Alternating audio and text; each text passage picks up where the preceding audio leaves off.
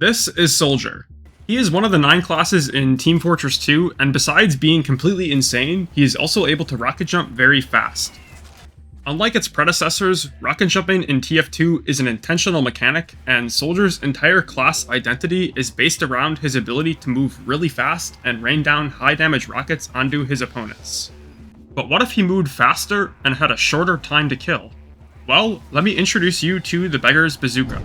Over the course of this challenge, this weapon single-handedly changed the way I see Team Fortress 2 maps, which is no simple feat when you consider that I have over 5,000 hours played.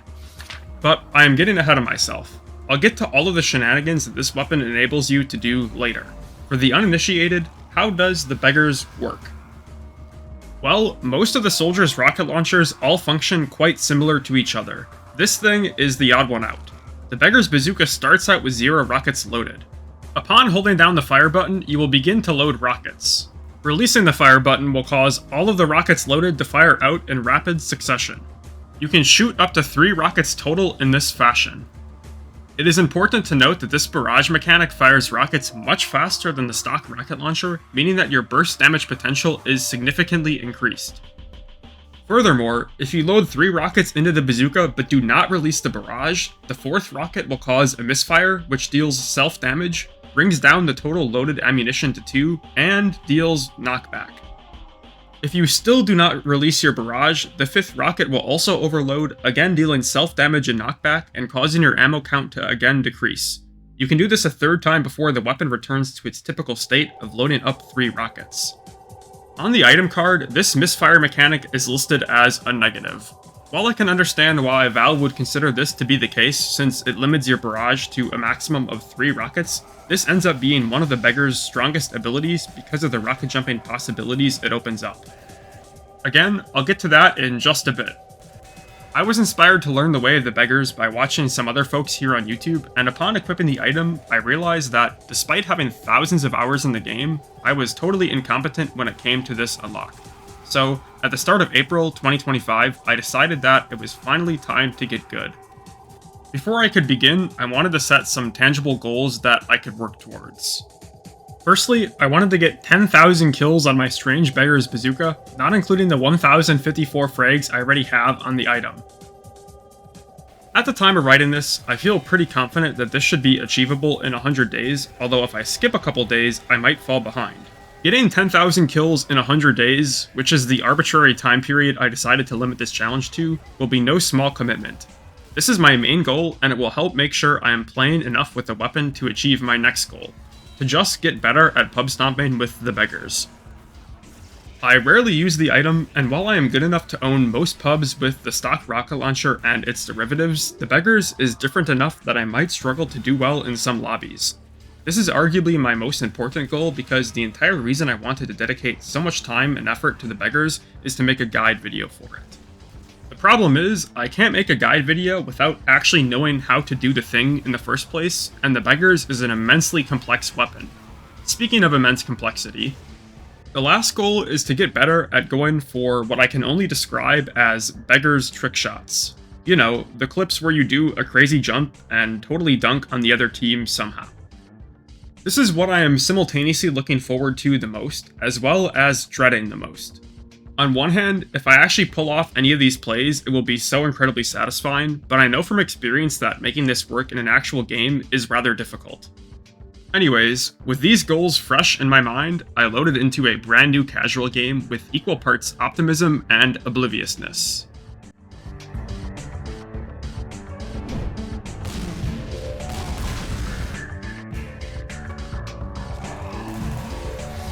April 11th, 2025. My first day learning the BEGGAR'S bazooka.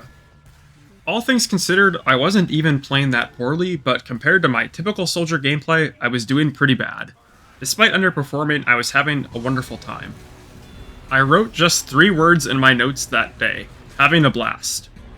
I left no indication of whether or not this pun was intended, or if I barely had time to scribble it down before returning to my newfound muse, and I don't remember because this was nearly 3 months ago. In either case, I was having a great time. I think that this experience is already a testament to the genius of Team Fortress 2. 5,000 hours later, and there is still something new and fresh to be discovered.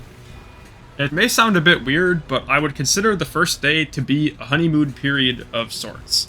You see, prior to this challenge, I had been busy cranking out guide videos. Out of the 8 videos I had released up until this point in 2025, 7 were guides. As much as I like making guides, I was getting a little burnt out from TF2, or at least the way that I played it. The playstyle I had adopted on day 1 of the Beggars was the antithesis of my typical playstyle when getting footage for a guide.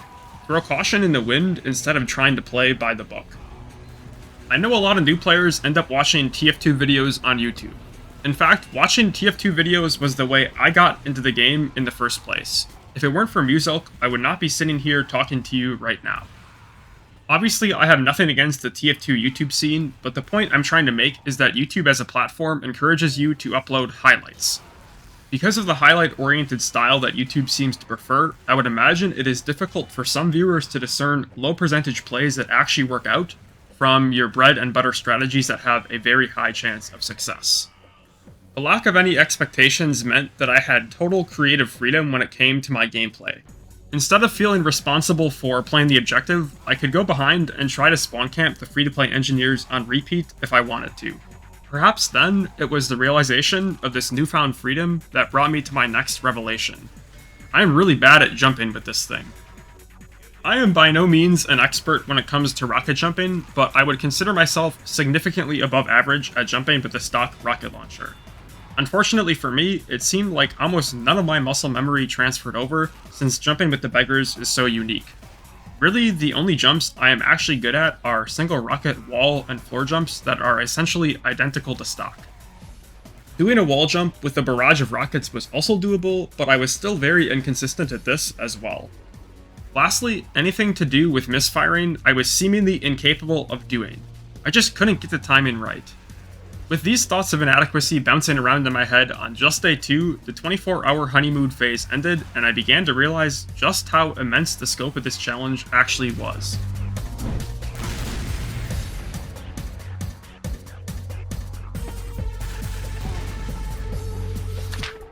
The next 2 weeks of the challenge were rather difficult, although looking back at it, they were essential to my success. As I'm sure you know by now, the Beggars is a very unique unlock. During this phase, I was struggling to get used to its many quirks, and as a result, I was trying harder than usual, but achieving far less results. Getting the hang of rocket jumping was the main difficulty, but also learning when to rocket jump and when to stay grounded and fire off barrages of rockets was another skill I had to develop during this time. Unsurprisingly, the times when the Beggars and stock were basically interchangeable were when I was playing the best. A great example is the background clip right now, where I am terrorizing the blue team in Spiral on Upward.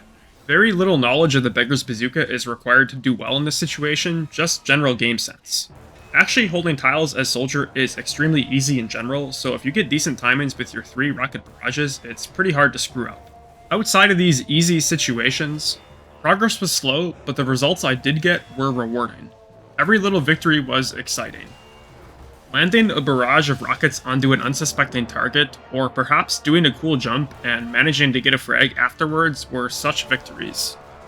Looking back at some of these clips, part of me wonders what the excitement was about, because to be honest, they aren't that great. Of course, that is the current version of me speaking. If you were to ask me what I thought at the time, I would have been proud of these clips, and it was this pride that drove me to boot up the game almost every day and practice. My notes from these 2 weeks were sparse, and I will chalk this up to my improvement coming in tiny little increments. Fragments of understanding that add up over time into a larger and more complete comprehension. It is difficult to keep track of such improvements in a meaningful way, especially since I believe this stage of learning is largely subconscious. Little things like internalizing the time it takes to load each rocket, the amount of time between each rocket in a barrage, etc. One understanding that I discovered and subsequently lamented in my notes was much more obvious.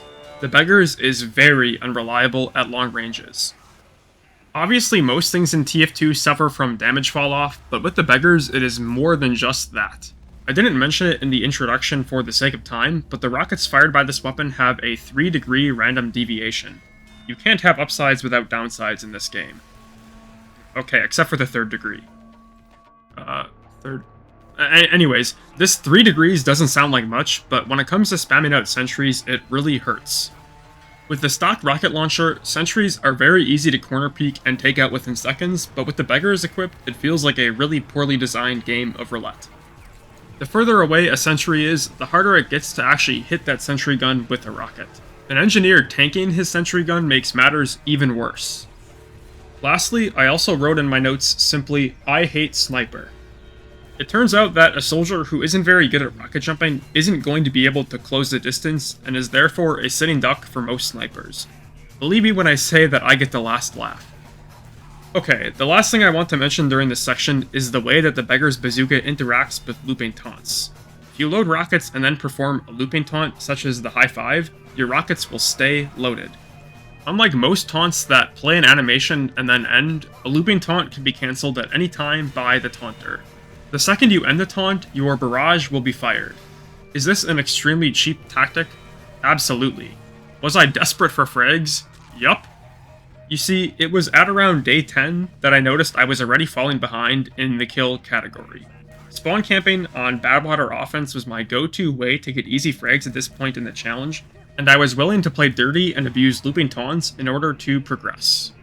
By April 27th, day 17 of the challenge, I had gotten a total of 645 kills with the Beggar's Bazooka. This totals to 6.45% of the total goal, despite being 17% of the way time-wise. At this point, I wasn't worried much about falling behind because I knew that I would improve with the weapon, meaning I would increase the speed at which I would get kills.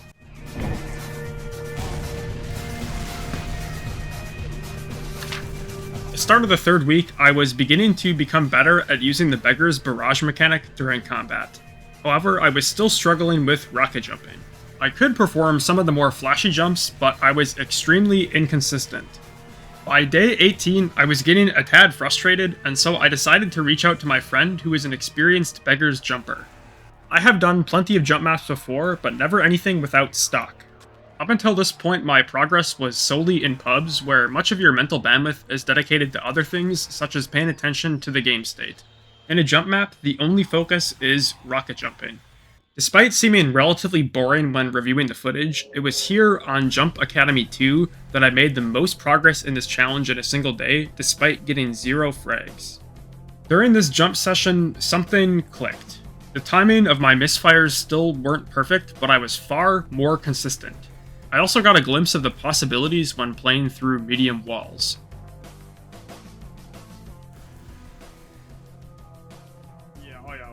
I mean, honestly, like, having, like, we both have pretty high senses. That probably makes this, like, easier for us than a lot of other people. Because it's, like, so... Oh my god! It turns out that beating a map that is meant for an entirely different weapon can be rather difficult, and that these jumps were far more challenging than the typical jump in a pub. The best analogy I can think of is the weighted clothing from Dragon Ball. I was excited to apply what I had learned to casual, and the results were tangible. I wrote in my notes the following day, quote, "Probably the highest volume of sick clips I've hit to date. Jumping practice really helped," end quote. Clearly playing through easy pogo did not teach me the value of proper grammar and syntax. It was on this day that I pulled off my first play that would belong in some sort of frag montage, and from this moment on, I became obsessed with what I will refer to as sync rocks. Using a sync rock as a sort of trampoline is an example of what the Beggars is capable of in the right hands. Sure, you are probably able to use the same geometry to do a sync jump with stock, but the spontaneousness and the flair of the Beggars is unmatched. Throughout this week, I continued to practice my jumps, and I noted that I was making significant progress. Jumps that used to give me trouble were much easier than before. I specifically pointed out the wall jump on Badwater first, and my love for doing this jump to get behind to go spawn camp. This very strategy accounts for a large percentage of my clips from this period. I pursued this scenario with almost the same vigor as the renowned sync rock, and because this is far easier than landing a low percentage sync rock play, I have many of such examples. I know that spawn camping is frowned upon by some folks, but can you really blame me? I need frags, and what better way to do that than a speedy rollout straight to red spawn? The teleporter is an extremely valuable pick when pushing Badwater first, so I can take that out and then rain rockets down on red team's spawners. Also, it has come to my attention that many players are unaware of this hiding spot, so if you didn't know about this, you are welcome. Anyways, at this point, jumping with the Beggars was becoming much easier. Speaking of things being much easier, dealing with snipers was much easier now that I could jump around much more fluently. I mentioned in the previous section that the beggars struggles at long range. This is the downside you trade for the ability to consistently dive in and kill that one guy in particular. The bazooka has the stock rocket launcher and all of its derivatives beat in this category except for maybe the airstrike. This amalgamation of assorted garbage is incredibly good at flying in and saying fuck you to some oblivious Australian. Snipers are the typical target of these bombs, and it was really satisfying after struggling against them for the past few weeks. Of course, that didn't stop me from occasionally getting owned still. By May 12th, or day 32 of the challenge, I had gotten a total of 2,431 kills with the Beggar's Bazooka. This is a total of 24% towards the goal of 10,000 kills, which sounds great until you realize that I'm 32% of the way towards the end of my time. This means that I was continuing to fall behind my goal.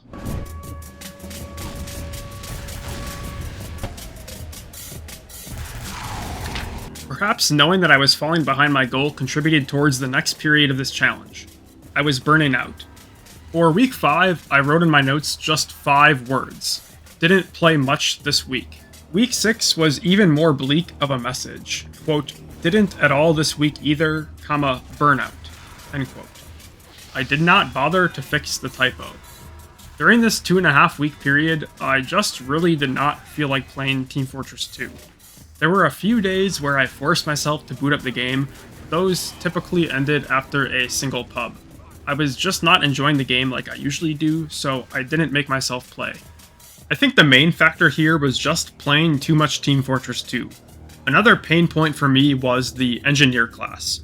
As I mentioned earlier, the bazooka can struggle to deal with sentry guns because of the random rocket deviation. Will I get lucky enough times in a row for the gun to die? To make matters worse, engineer is just a natural counter to the playstyle I have adopted. Bombing deep into the other team is punished by that one engineer who decides to put a sentry somewhere stupid. I've said for a long time that engineer is my least favorite class in TF2, and I hate to say this challenge further entrenched this belief.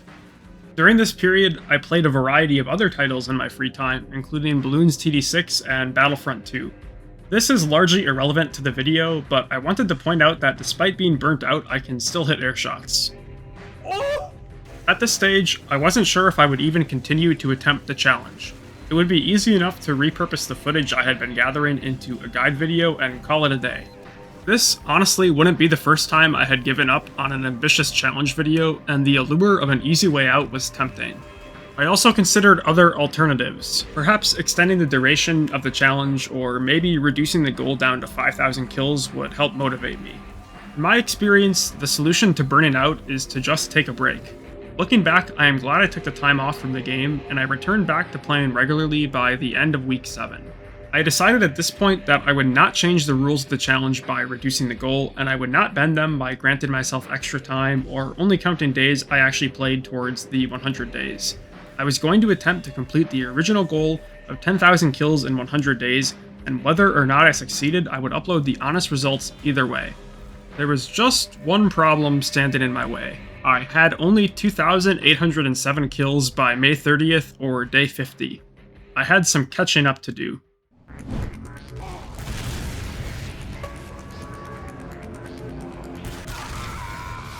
It was during these next 5 weeks that I played the most TF2, and it was also the period in which I improved the most, if you don't count the time I actually learned how to properly rocket jump.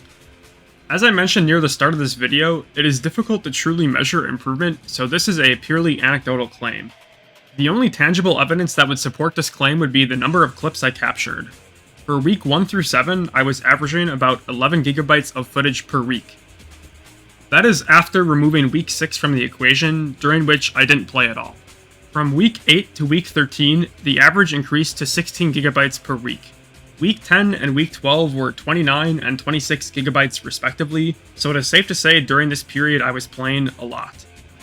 Other than catching up on my goal of 10,000 kills, my focus was to improve at the aspects that makes the beggar stand out from the other soldier items: burst damage and burst speed.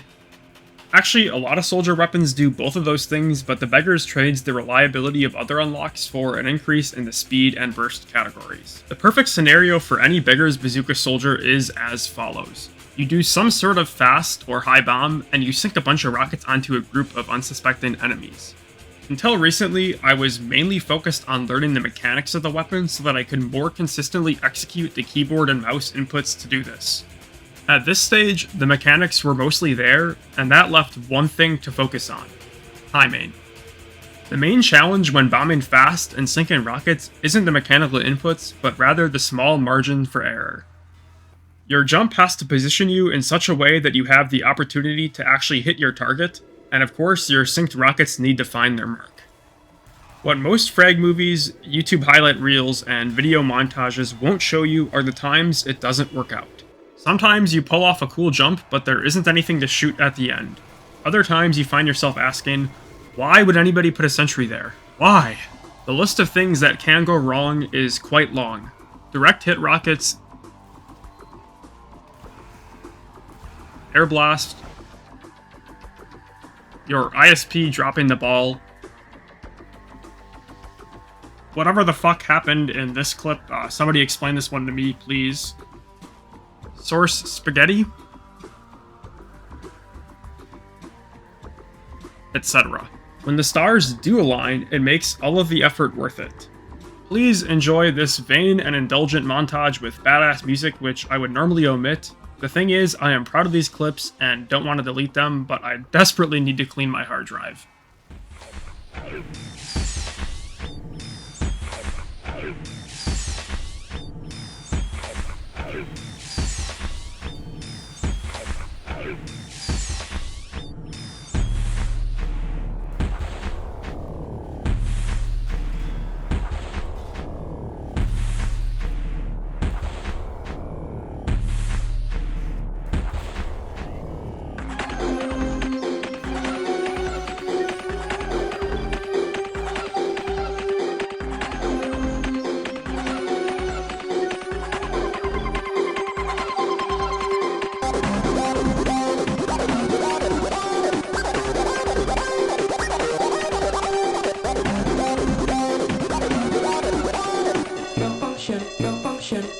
We have a problem.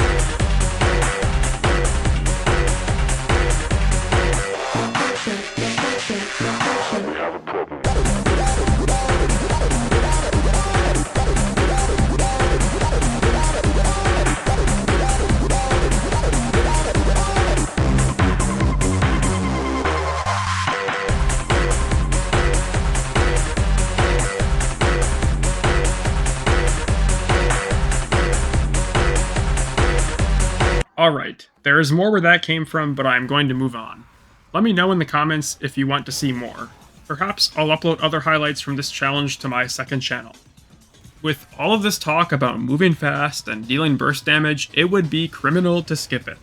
This item is to the beggars like peanut butter to jelly. That's right. As many of you have probably already guessed, I am referring to the Righteous Bison. Okay, but actually, the Market Gardener pairs extremely well with the Beggar's Bazooka's unique movement abilities. The aforementioned Sync Rock, as well as the large amount of high bombs and rollouts that you can perform, all combo perfectly with the Spoon. In hindsight, I regret not attempting more Market Gardens, but during this challenge I was mainly focused on getting kills with my primary. Anyways, other than honing my ability to bomb in and do a bunch of damage, I managed to complete a number of personal achievements during this 5-week period. Firstly, during week 9, I managed to invent a jump of my own. While I am sure that someone out there has already used this rock on Barn Blitz first to do a sync jump, I have not seen it done. Unlike pretty much every other flashy jump I have done so far during this challenge, I am proud to say that I came up with this jump myself. The idea of finding new and unique rocket jumps was what I was referring to at the start of this video when I said that the beggars changed the way I see TF2 maps. After my discovery on Barn Blitz, I attempted to replicate the success elsewhere. I found this spot on Upward which might be useful, and this jump on Pier first. Both of these maneuvers are much more difficult to pull off than the Barn Blitz sync rock, and the way the rest of the map geometry is laid out means that they are probably less useful. Albeit not as cool in my opinion, I did find this jump on Upward first, which is actually extremely useful for a jump-in playground. I was initially trying to jump off the rock above it, but I found that to be harder and less practical, so instead I just slide off of this tiny ramp. Again, I doubt I am the first person to use this in my gameplay, but I have not seen anybody else do it, so I'm claiming it as my own. There are many other spots like this to do a similar jump. Basically anywhere that has a ramp that is spaced far enough away for you to do a misfire into a synced ramp slide pogo that also has a high skybox. I used many of these jumps throughout the week, including not 1 but 2 spots on Phoenix Last. Future me, there's actually 3. I found this other clip too.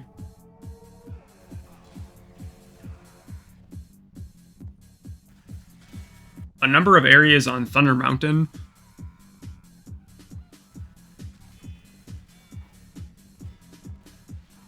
and this spot on Pier 2nd, which I think has a lot of potential because NGs love to build dispensers in this corner. If you are watching this and have not given the beggars a chance, hopefully you are starting to see where I found the inspiration to grind out these 10,000 kills and improve with the item. I encourage you to give it a try. On July 2nd, I got my strange Beggar's Bazooka to Hail Zone. That's 8,500 kills. Remember that I started with about 1,000 kills already at day 1, so in the context of the challenge, I am really at 7,500. I know this may seem like a lot of kills, but I still think I have tons to learn. As a benchmark, I have over 40,000 kills on my Iron Bomber, and I still feel like I am finding ways to improve with the item, which is a relatively straightforward unlock when compared to the Beggar's Bazooka. So yeah, don't expect this to be the last time I talk about the beggars, since I am sure I will continue to improve. I would like to spend more time looking for new and useful jumps, but if I want to succeed, I need to focus on getting frags. Once I am done with this video, I think I will make a Beggar's Bazooka guide, and when I'm working on that, I will spend some time workshopping popular maps. Speaking of frags, how close am I to finishing the challenge? Well, on July 5th, or day 86, I had 8,752 kills. For the first time in months, I was finally ahead of schedule. My chances were starting to look up.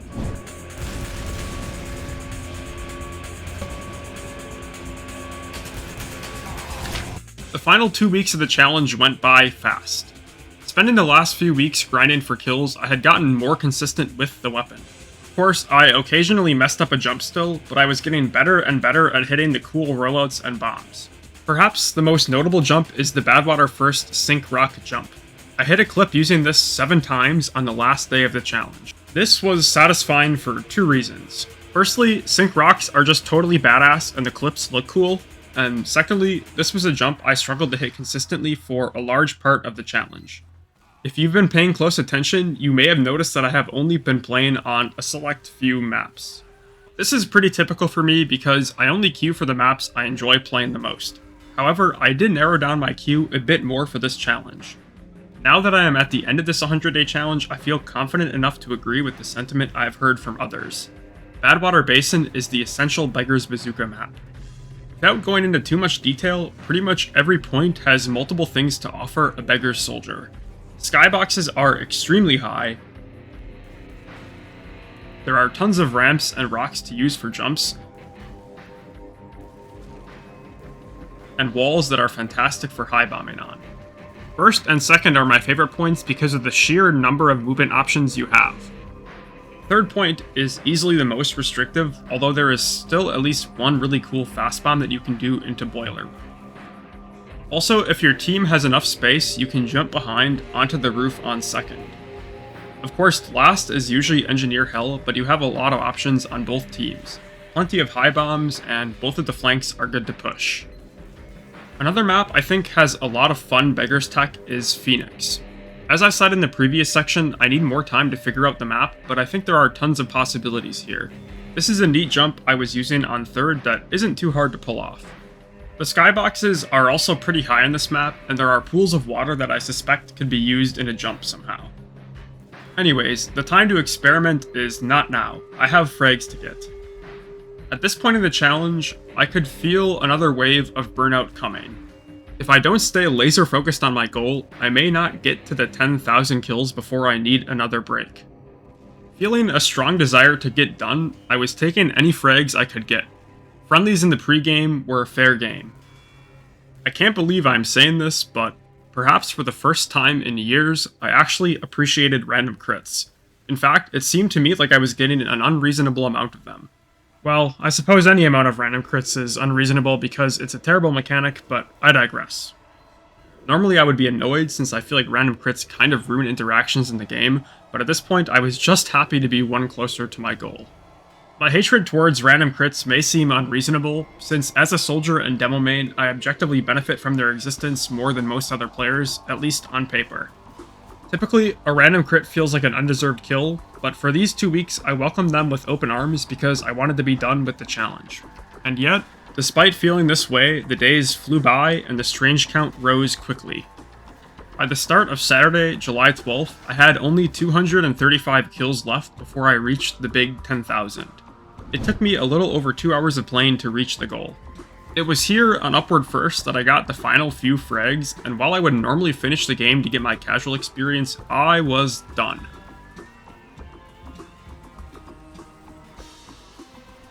Alright, I'm done.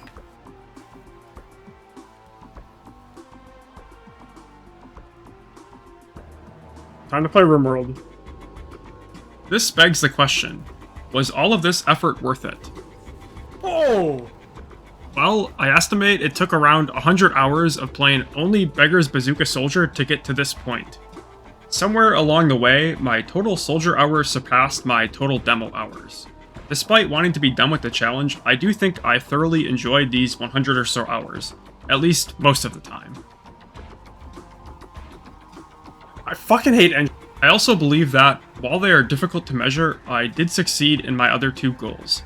I feel significantly better at pub stomping now than at the start of the challenge, and while I am no Anthony or Blind Pyro, I did hit some clips that I am very proud of. I feel like I have done a decent job of pointing out that I still have a long road ahead of me to master the funny trash gun, but I cannot stress it enough. 100 days or 100-ish hours is simply not enough time to master such a complex unlock, and in many ways this challenge has been humbling. Stepping into unfamiliar territory and becoming a beginner again can certainly reveal your shortcomings as a player and test your ability to persevere through a challenge. As I mentioned previously, there was temptation at times to give up, but pushing through the adversity was definitely worth it in hindsight, and I am glad I made it to the end successfully. Speaking of shortcomings, the Beggar's downsides helped me appreciate the stock rocket launcher even more. After returning to my roots, the splash radius feels huge when compared to the Beggar's reduced splash. It's also nice to use other secondaries and melee weapons. I missed the escape plan. Don't get me wrong, the Gardener is awesome, but the utility of the pickaxe is fantastic. Speaking of unlocks, the only time I used anything other than the gunboats in the last 100 days was when I rocked the battalion's backup on steel, because there was no need for too many rocket jumps in that lobby. Anyways, for the long-time viewers of my channel, I am working on some demo guide videos. Like I said before, I hope to release a BEGGAR'S BAZOOKA Soldier guide, which is kind of what prompted this whole thing. Let me know if there is something specific you would want shown or clarified in that video, such as some rollouts and jumps for popular maps, or something like that. Speaking of the future, I think I will do another challenge similar to this at some point. I have a few ideas for what items to get good with, so let me know if that is something you want to see or not. Thank you for making it this far. I hope you enjoyed the video. Wait, watch this, watch this. Wait, watch. Oh my god, oh my god!